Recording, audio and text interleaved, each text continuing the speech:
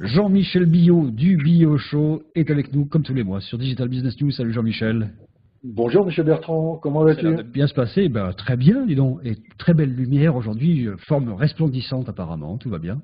Bon, bah écoute, un peu débordé quand même. Hein. Un peu débordé, oui, ben ça c'est la retraite connectée, ça c'est plus débordé qu'avant la retraite, on a bien compris le truc. Il y a plein de choses à raconter Jean-Michel, puisque une fois de plus le Billot Show a été prolixe pendant tout le mois de novembre, on en parle donc en ce début décembre, avec notamment une présence dans un télérobot, enfin un robot de téléprésence, c'était il y a quelques jours, tu t'es déplacé à Saint-Quentin sans y aller en fait. Exact, c'était la première exposition et conférence de la ville de Saint-Quentin dans l'Aisne, organisée par le maire Xavier Bertrand et toute son équipe. C'était l'an 1 du robot numérique.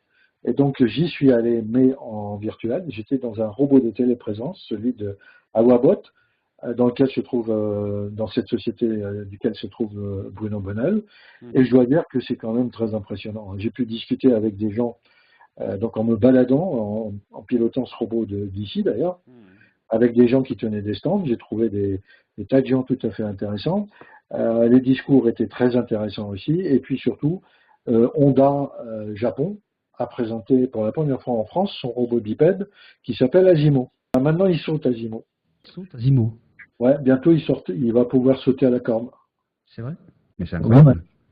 Bah, oui, donc ça veut dire qu'on commence à arriver dans des niveaux d'expertise au niveau de l'équilibre des robots qui commencent à devenir vraiment importants là. Ah ouais. Bah, les Japonais ont réussi à copier la bipédie de façon mécanique et électronique et ils commencent à décliner ce produit, donc avec des choses, des petits robots pour personnes handicapées comme moi, ce qu'on appelle les walking devices.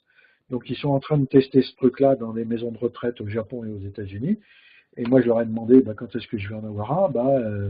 Honda, il va à petits pas, à petits pas. Mais enfin, c'est marrant qu'un fabricant de voitures arrive dans les robots. C'est incroyable. On se demande ce qu'ils vont faire dans 10 ans, les robots. Il vaut peut-être mieux qu'on ne le sache pas, d'ailleurs. Ils vont peut-être mieux. Bon, alors Asimo arrive à sauter. Bon, ça, c'est tout beau. Il y a pas mal de choses que tu as repérées dans le Billot Show ce mois-ci, notamment une plateforme de trade show virtuel qui s'appelle comment Pro Expo, hein, c'est ça.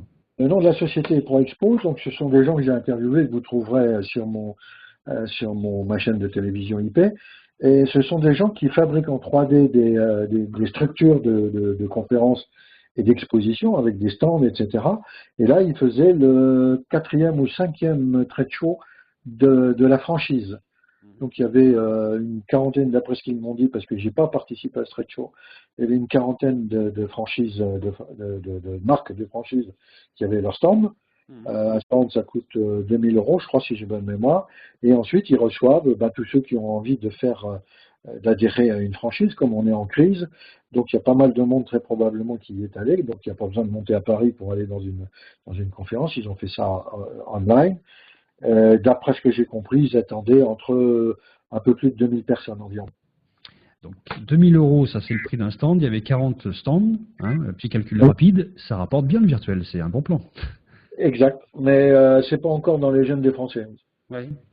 S'il y avait 2000 personnes qui sont passées, en tout cas, c'est une belle opération parce que ça coûte très très cher d'organiser un événement pour 2000 personnes, tout le monde le sait, ça coûte beaucoup plus que les 80 000 qui ont été récoltés sur ça commence à bouger.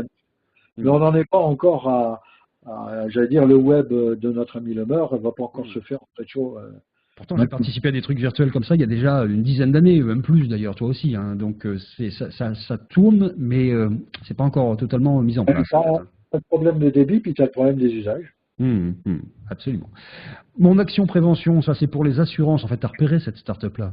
Moi, je trouve que cette start-up, d'abord, elle n'a pas été créée par un petit jeune, mais par quelqu'un d'un peu plus jeune que moi, mais enfin, c'est pas un perdre de l'année. C'est très, très, très bien vu. En fait, les foyers français, ils sont quand même un certain nombre, ils ont tous, ou presque, un certain nombre de contrats d'assurance. Mais chez toi comme chez moi, enfin c'est toi, je ne sais pas, mais chez moi, les contrats d'assurance, on ne sait plus très bien où ils sont, on ne sait pas très bien quelle garantie il y a dedans, c'est écrit en tout petit, etc. Donc ils ont mis en place une mécanique, ils ont recensé 850 contrats différents, appartenant à différentes compagnies d'assurance. Et dans ces contrats, ils ont recensé les garanties qui sont proposées dans ces contrats. Donc toi, tu te connectes, si tu payes un abonnement d'ailleurs, je ne sais plus de quel ordre c'est, et ils vont t'aider à de trouver les contrats que tu as. Donc si tu ne les retrouves plus, ben, ils vont te demander quel type de contrat et quelle société, et ils vont se débrouiller avec la société, et ils vont intégrer tout ça. Donc en fait, ceci est une plateforme qui va permettre d'aller beaucoup plus loin, à mon sens, pour, j'allais dire, faire une étude généralisée sur les types de contrats, faire converger les compagnies d'assurance en fonction des garanties qu'ils veulent, dire aux gens, ben, écoutez, en fonction du risque qui change, le risque qui change en fonction du temps dans lequel tu vis, eh ben, vous êtes mal couvert et il faudrait se couvrir autrement. Un tout dernier mot sur Better Eyes. Ah, Better Eyes, c'est une start-up de Biarritz. C'est, je pense, l'une des premières startups de e-santé en France qui est évoluée, dans la mesure où ils vont t'aider à manager ta e-santé. Aujourd'hui, quand tu demandes à quelqu'un est-ce que vous vous préoccupez de votre e-santé, tout le monde dit oui. Mais dans les faits, personne ne le fait. Parce que ça coûte cher, parce que ceci, parce que cela. Et donc, ils ont mis sur pied cette action avec derrière un comité scientifique composé d'un médecin, le médecin d'Europe 1, si j'ai bonne mémoire. Et ils ont lancé ça, et ils lancent ça auprès aussi des entreprises qui achètent des packages pour leurs collaborateurs. Par exemple, les Français, toi comme moi, on bouffe un peu n'importe quoi le midi, et le pic de présentiel, c'est-à-dire que le pic où tu es présent dans l'entreprise, mais où tu fais pas grand-chose, c'est vers 3 heures de l'après-midi. D'accord? Donc tu iras voir sur ma web TV, c'est assez marrant ce qu'ils ont mis sur pied.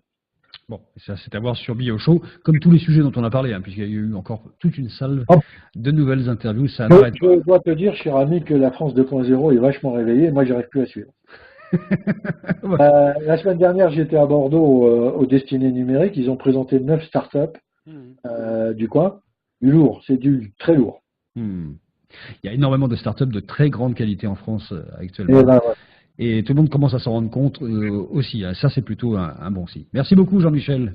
Écoute, on se revoit en 2015, hein, cette fois-ci. Passe de bonnes fêtes. Ouais, toi aussi. Allez, à plus.